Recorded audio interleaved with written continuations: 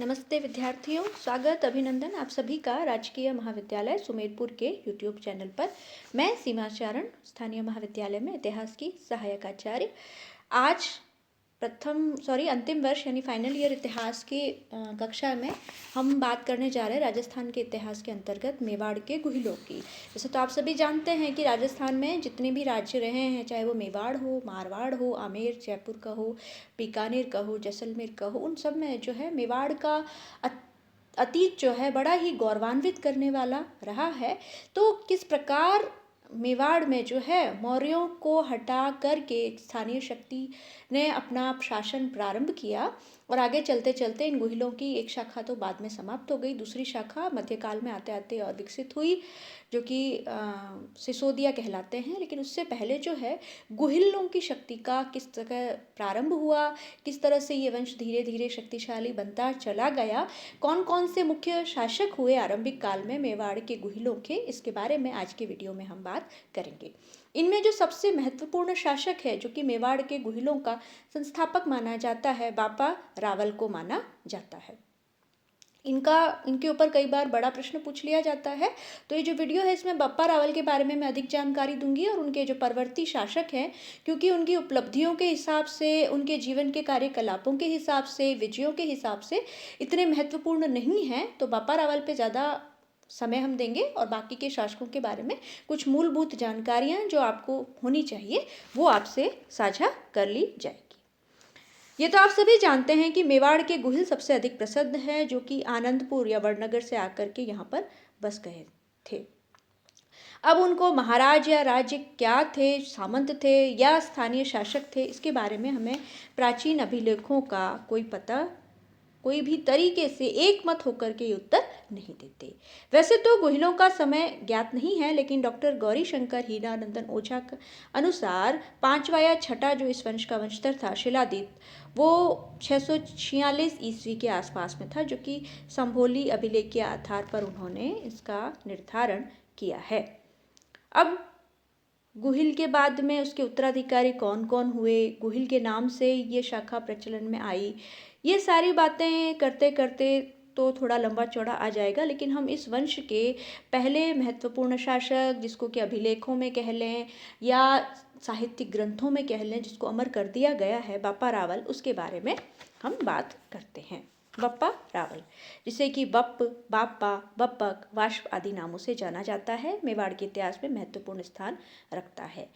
हमारे लिए थोड़ा सा इतिहास में थोड़ा टिपिकल इसलिए हो जाता है उनके बारे में जानना कि उनके समय का कोई लेख हमारे पास उपलब्ध नहीं है। इसके कारण क्या हुआ, बाद के जो लेखक थे, ख्यात के लेखक, उन्होंने बप्पा के बारे में कई कपोल कल्पित बातें लिख दी, जिन्हें टॉड जैसे यूरोपीय जो इतिहासकार थे उन्होंने मान्यता दे दी। नैन्सी की ख्यात में क्या लिखा गया, शॉर्ट में आपको बता देती हूँ कि बापा जो है अपने बचपन में हारित ऋषि की गोहें चराता था। इससे प्रसन्न होकर हारित ने राष्ट्रसेनी देवी की आराधना से बापा के लिए राज्य मांगा। देवी ने ऐसा वरदान दिया। हारित ने महादेव का ध्यान किया, जिससे एक लिंग का लिंग प्रकट हुआ। हारित ने महादेव को प्रसन्न करने के लिए तपस्या की, जिससे प्रसन्न होकर हारित को वरदान मांगने को कहा और हारित ने महादेव से बप्पा के लिए मेवाड़ का राज्य मांगा।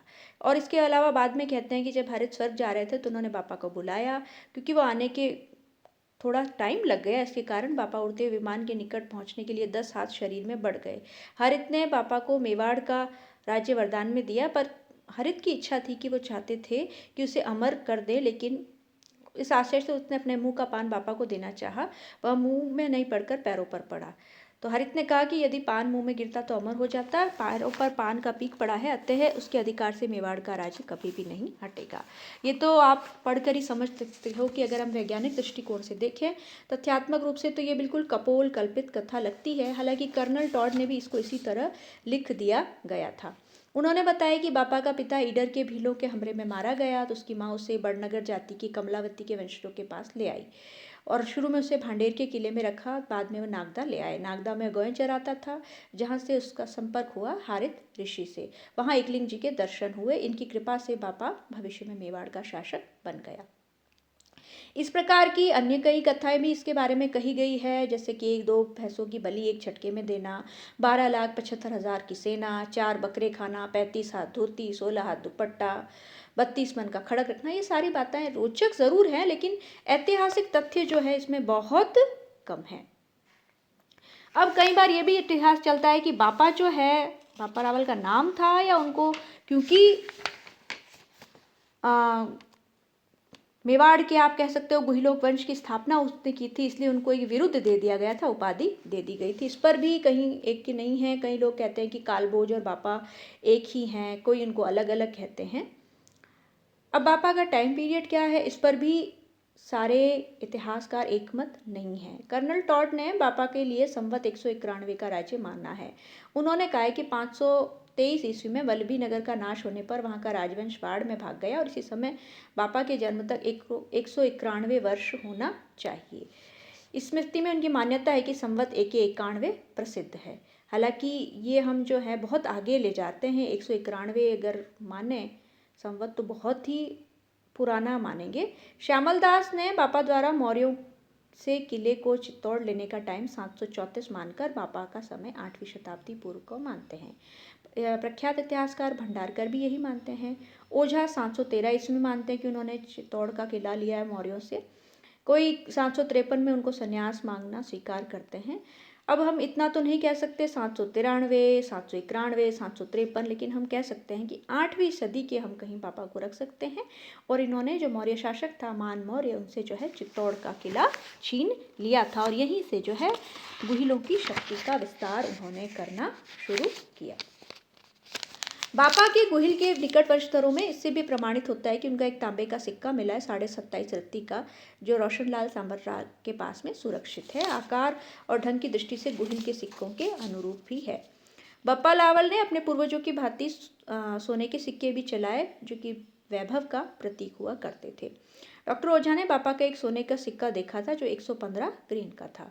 इसके दोनों तरफ बापा से संबंध रखने वाले अंकन थे, जैसे कि कहानियों में कामधेनु, बछड़ा, शिवलिंग, नंदी, दंडवत करता पुरुष, नदी, मछली, बिंदुओं की पंक्ति, त्रिशूल, चमर आदि। ये सारे चिन्ह जो बापा के बारे में हम कथाएं कहते हैं उसके सूचक हो सकते हैं। अब उनकी मृत्यु कब हुई? उनकी मृत्यु के संबंध में प्रसिद्ध ये ऐसा कहा जाता है कि उन्होंने खुरासान में जाकर के कई सारी विजय प्राप्त की और उन विजयों के बाद में उनको जो है उनको कई सारे पुत्र उत्पन्न हुए और उन्होंने उनके नाम पर रावलपिंडी शहर भी बसाया और बाद में उनकी वहां पर मृत्यु हो गई। आज भी कहते हैं उनका समाधि स्थल बप्पा रावल के नाम से प्रसिद्ध है। ये तो शायद अतिशयोक्ति हो जाएगी उनके बारे में। बापा के संबंध में ये सारी बातें का सही मूल्यांकन करना कठिन है, क्योंकि उनके जीवन वृत्त की पर्याप्त सामग्री हमारे पास उपलब्ध नहीं है। ऐसे में जो प्रख्यात इतिहासकार हैं जिन्होंने वैज्ञानिक तरीके से अपनी बात करें, तो हम कह सकते हैं कि इनको वंशक्रमों का संस्थापक मान सकते हैं और मेवाड़ की ख्याति जो है इन्हीं के समय में प्रारंभ हुई। गौरी वैद्य ने, सीवी वैद्य ने उनको जो है मेवाड़ का चार्ल्स मार्टल कहा है, जो चार्ल्स मार्टल जिसके सामने अरब आक्रमणकारी हार गए थे। वैसे ही बप्पा रावल ने भी बहुत लंबे समय तक अरबों से जो है मेवाड़ की रक्षा सफलतापूर्वक की। बापा ने जो है बहुत ही छोटे तरीके से अपना जीवन शुरू किया था। बचपन में ज़रूर वो जो हैं गायें चराते होंगे या गायों को हाँकने का काम किया करते थे, ये तो सारी कथाएं मानती है। लेकिन धीरे धीरे अपनी शक्ति का उन्होंने विस्तार कर लिया, सेनाएं एकत्रित कर ली और उसके बाद में आखिरकार उन्होंने चित्तौड़ का किला मान मौर्य, अंतिम जो मौर्य शासक थे, उनसे छीन लिया। इस तरह से उन्होंने जो है एक साधारण जीवन प्रारंभ करके एक नवीन राज्य की स्थापना की और इसी के कारण मेवाड़ के इतिहास में उनको बहुत महत्वपूर्ण स्थान दिया जाता है। और हारित ऋषि का जरूर, जैसे कि चंद्रगुप्त मौर्य के लिए चाणक्य महत्वपूर्ण था, वैसे ही बप्पा रावल के लिए आप हारित ऋषि को मान सकते हो, जो कि उनके गुरु थे, आश्रयदाता थे और शक्ति संचित करने में, राजा बनाने में हारित ऋषि का भी योगदान था। अब हम आ जाते हैं बापा के बाद में और कौन कौन से मुख्य शासक हुए उनकी बात हम कर लेते हैं। अगला जो मुख्य शासक हम कहते हैं वो बताते हैं शिलादित्य मानते हैं। ऐसा बताया जाता है कि बापा के बाद में कुछ समय तक जो है नागवंश या जन्मेश वंश का कुछ शासन हो गया और इनकी शक्तियों का, रावलों की शक्तियों का जो है वो अवसान होने लगा। भील ने अपनी विजय प्राप्त कर ली इस पर, लेकिन वो अपनी विजय को भोग नहीं सके क्योंकि नाग के उत्तराधिकारी शिलादित्य ने नागदा के आसपास की भूमि, चित्तौड़ के पास में नागदा आया वो है, शीघ्र ही भीलों से छीन ली। इसका उल्लेख सामोली के अभिलेख में हमें मिलता है। इसमें कहा गया है कि अपने वंश के लिए वह चंद्रतुल्य था। इसके हम कह सकते हैं कि उसने शत्रुओं को दबा दिया, भीलों को दबा दिया। गुहिल, बापा और भोज की तरह वो भी जो है उसने अपने नाम के सिक्के चलाए तांबे के, जिससे कि उसका राजनीतिक स्थिरता, उसकी स्थिति हमें पता चलती है। इस प्रकार की स्थिरता और सुव्यवस्था से वटनगर के कई वणिक समुदाय भी जो है मेवाड़ में आकर बसने लग गए। अगला जो मुख्य शासक अपने को मिल रहा है वो है अपराजित। शिलादित्य ने जो राज्य स्थापित किया था उसकी प्रतिष्ठा में अपराजित ने वृद्धि की, जैसा कि नागदा के कुंडेश्वर लेख 661 ईस्वी का ये लेख है, इससे पता चलता है। उसके संबंध में हमें सूचना मिलती है कि अपराजित ने अपने शत्रुओं का नाश किया, जो राजा उससे विमुख हो गए थे, जो पहले ही उसके विरुद्ध थे, उन सबका दमन किया। ऐसा लगता है कि उसने अपनी सैनिक शक्ति को बढ़ाया। उसने महाराजा वर सिंह को अपना सेनापति बनाया और इसी सेनापति की स्त्री अरुंधति ने विष्णु मंदिर का निर्माण किया और उसमें अपने पैसे भी डाले। शील के द्वारा स्थापित शौर्य परंपरा के अनुरूप परिवर्तन के बाद अपराजित ने सैनिक व्यवस्था में कुशलता और विद्यानुराग दोनों का ही परिचय दिया था। उसके बाद जो अगला शासक हमें मिलता है वो है अपराजित के बाद में उसका पौत्र कालभोज मेवाड़ का शासक बना, क्योंकि अपराजित के समय के बीच में उसका पिता, इन दोनों के बीच में महेंद्र का शासन रहा था। उसका समय 7वीं शताब्दी के अंत या 8वीं शताब्दी के प्रारंभ में रखा जा सकता है। 1285 में आबू में एक लेख मिला है, उसमें उसे कर्नाटक का स्वामी कहा गया है और कहा गया है कि चौड़ की स्त्रियों के सौभाग्य को प्राप्त उसने किया था, समाप्त किया था। इस उल्लेख की इतनी ही हो सकती है कि कालाभोज ने कन्नौज के यशोवर्मन को उसके दक्षिण के अभियान में सहायता पहुंचाई और शायद वह स्वयं विनयादित्य के विरुद्ध लड़ा हो, जो कि उत्तर की तरफ अपनी शक्ति का दावा कर सकता है। इसके अलावा नागदे के लेख में भी उसकी सैनिक योग्यता का परिचय हमें मिलता है। अगला जो शासक महत्वपूर्ण आता है वो है खुमान फर्स्ट।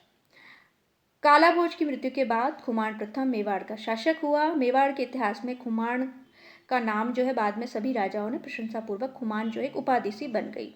इस प्रवृत्ति से प्रभावित होकर उन्होंने कहा, कर्नल टॉड ने लिखा है कि उसके समय में बगदाद के खलीफा ने चित्तौड़ का आक्रमण किया और उसने परास्त किया। इसके कारण खुमान प्रथम के बजाय वो कह रहे हैं कि उसने इस कारण जो है खुमान एक उपाधि सी हो गई। डॉक्टर ओझा ने कहा है कि खुमान प्रथम के बजाय खुमान द्वितीय के टाइम यह आक्रमण हुआ था।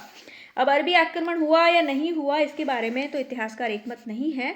संभवतः इस आक्रमण के समय खुमान ने अरावली श्रेणी में कहीं अपनी सीमा की सुरक्षा के संबंध में कोई ख्याति प्राप्त की होगी। इसी कारण उसका जो है बाद में एक विरुद्ध सा बन गया। खुमान जो वीर पुरुष होता था उनके बारे में कहा जाता था। अब कुछ समय जो है खुमान के बाद में कुछ शासक योग्य नहीं हुए, इसलिए इसको पराभव का काल माना जाता है। खुमान प्रथम के बाद मतट, भृत्रभट्ट, सिंह खुमान द्वितीय और महायक मेवाड़ के शासक हुए। इनका टाइम पूरी तरह से इतिहास के अगर हम आज के परिप्रेक्ष्य में देखें तो स्रोत बहुत कम है, अंधकार सा है, क्योंकि शायद ऐसा कुछ उन्होंने किया नहीं कि उनका कारनामा इतिहास में दर्ज करने लायक हो।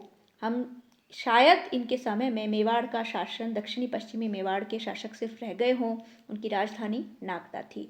इस समय राष्ट्रकूट शक्ति बढ़ा रहे थे और परमार और प्रत्याहार ये दोनों जो है इनके सबके प्रभाव अपने आस पड़ोस में इतने शक्तिशाली राज्यों के उदय को रोकने में ये लोग असमर्थ हुए और इस कारण मेवाड़ का इस समय पराभव काल रहा।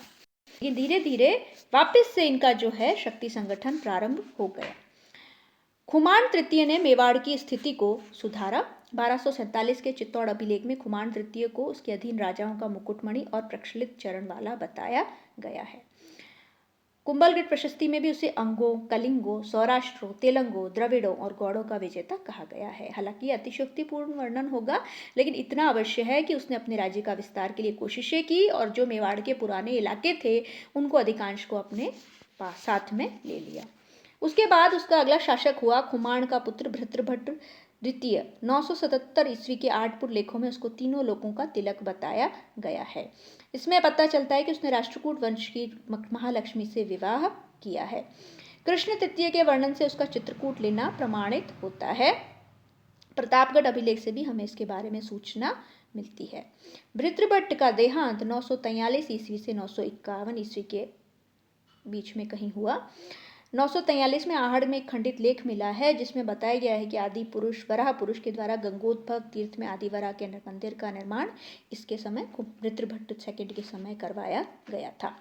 वृत्रभट्ट सेकंड के बाद अगला शासक हुआ अल्लट, जिसको कि आलूराव कहा गया है। 10वीं शताब्दी के मध्य भाग में मेवाड़ का स्वामी बना। उसके पिता और प्रपितामह के कार्यों को उसने आगे बढ़ाया और उसके समय मेवाड़ को उसने शक्ति संपन्न बनाने में पूरी तरह से सफलता हासिल की और वो खुद भी एक सफल शासक बना।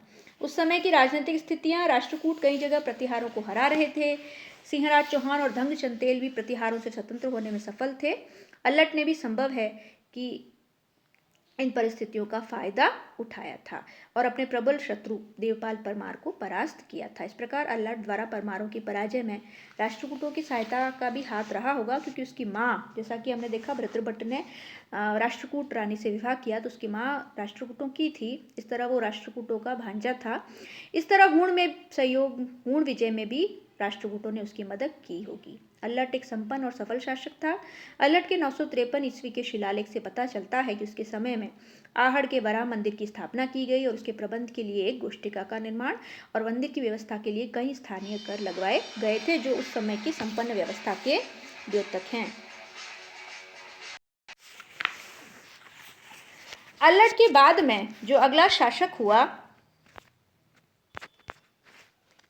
वो था नरवाहन। नरवाहन अल्लट की मृत्यु के बाद मेवाड़ का शासक बना। इसने भी अपने राज्य को सुदृढ़ बनाए रखा। चौहानों के साथ सबसे बड़ी चीज उसने मैत्री संबंध स्थापित किए। चौहान राजा जैज की पुत्री से विवाह किया। शक्ति कुमार के समय आहड़ के शिलालेख से पता चलता है कि नरवाहन पराक्रमी और योग्य शासक था। वो कला प्रेमी, धीर, विजय का निवास स्थान, क्षत्रियों का क्षेत्र, शत्रुहंता, वैभव का निधि और विद्या की वेदी था। उसके समय के एक शिलालेख से जो आहड़ के छवते से मिला है, प्रतीत होता है कि शासक वध का पद अब तक पैतृक हो गया था और नाथों के मंदिर के शिलालेख में नरवाहन को शिव का उपासक बताया गया है। अब अगला जो काल आया नरवाहन के बाद में, वो मेवाड़ का हास काल कहा जाता है। 997 ईस्वी से 1174 ईस्वी तक का। नरवाहन के पीछे मेवाड़ की शक्ति का हास शुरू हो गया। शालीवाहन के समय में कई गुहिल वंशी जो थे सोलंकियों की सेवा में चले गए। गुजरात के जो सोलंकी थे, चालुक्य थे, उनके मेवाड़ के गुहिलों की शक्ति क्षीणता ये हमें बताती है। इसका परिणाम ये हुआ कि शक्ति कुमार के समय अस्थि कुंडों के शिलालेख से स्पष्ट है कि मुंज ने आघाट को तोड़ा और प्रसिद्ध चित्तौड़ दुर्ग और उसके आसपास के प्रदेश पर अधिकार स्थापित कर दिया। मुंज के बाद में उसके छोटे भाई सिंधुराज के पुत्र भोज ने चित्तौड़ में रहते हुए त्रिभुवन नारायण का मंदिर बनाया, जो मोक्कल जी के मंदिर के नाम से प्रसिद्ध है। कुंभलगढ़ प्रशस्ति के अनुसार नागदे में भोजसर का निर्माण भोज द्वारा हुआ और उसने नागदे में भूमिदान किया था। लगता ऐसा है कि 11वीं सदी के पहले 50 वर्षों में मेवाड़ का कुछ भाग चित्तौड़ भी सम्मिलित था, परमारों के अधीन चला गया। फिर लगता है धीरे धीरे परमारों से चालुक्य सिद्धराज ने चित्तौड़ पर अधिकार कर लिया और उसके पीछे उत्तराधिकारी कुमार पाल के अधीन रहा। शक्ति कुमार के बाद अंबा प्रसाद भी निर्बल शासक था, जो चौहान राजा के द्वारा हारा गया और मारा भी गया। उसके बाद 10 शासक जो हुए, जो प्रतिभा संपन्न नहीं थे और खोई हुई मेवाड़ की शक्ति को पुनः स्थापित नहीं कर सके। वंशावली भी हमारे सामने जो मिलती है, लेकिन कुछ नाम जो है हर जगह मिलते हैं, उनका नाम बता देती हूँ आपको। शुचिवर्म, नरवर्म, कीर्तिवर्म, योगराज, वैरेट, हंसपाल, वैरी सिंह, विजय सिंह, अरि सिंह, चोड़ सिंह, विक्रम सिंह। ऐसा लगता है कि इनमें से हंसपाल ने अपने निज से शत्रुओं के समुदाय को अपने आगे झुकाया। वैरी सिंह ने परमारों से आहड़ लेकर उसके चारों तरफ शहर पना और दरवाजे बनाकर अपनी ताकत बढ़ाई। वैरी सिंह के बाद विजय सिंह ने पालड़ी और कदमाल के भूमिदान के संकेत मिले हैं, जिससे लगता है कि आहड़ के आसपास के भागों पर अब वापस गुहिलों ने अपना अधिकार स्थापित कर दिया था। मालवा के उदयादित्य की लड़की से उसने विवाह किया और अपनी लड़की अलहन देवी का विवाह कलचुरी के शासक वंश से करके अपनी शक्ति को भी संगठित किया और अपने मजबूत समर्थक और दोस्त भी उसने बनाए। विजय सिंह के पीछे हरि सिंह, चोड़ सिंह और विक्रम सिंह के बारे में कोई ज्यादा जानकारी नहीं मिलती है। विक्रम सिंह के बाद उसका पुत्र रण सिंह मेवाड़ का शासक बना, जिससे रावल और राणा शाखाएं निकली। रावल शाखा वाले मेवाड़ के शासक रहे और इस रावल शाखा का अंत जो है अलाउद्दीन खिलजी के हाथों हुआ, जब इस वंश का अंतिम शासक रतन सिंह जो है वो चित्तौड़ के पहले शके के समय मारा गया। और उसके बाद में सामंत सिंह ने, रावल शाखाओं में से बताते हैं, रण सिंह जिसे कर्ण सिंह भी कहते हैं, आहोर के पर्वत पर किला बनाया। उसके बाद क्षेम सिंह मेवाड़ का शासक बना, जिसे सामंत सिंह और कुमार सिंह 2 लड़के हुए। सामंत सिंह ने 1174 के आसपास गुजरात के शासक अजयपाल से युद्ध किया और मेवाड़ का बहुत बड़ा भाग वापस से अपने अधिकार में ले लिया। परंतु सामंत सिंह इस पैतृक राज्य को पर अधिकार अधिक समय तक नहीं रख सका। चौहान कीतू ने उसे मेवाड़ से निकाल दिया। तब उसने 1178 के लगभग वागड़ में जाकर अपना नया राज्य बनाया और बड़ौदा उसके राज्य की राजधानी बनी थी।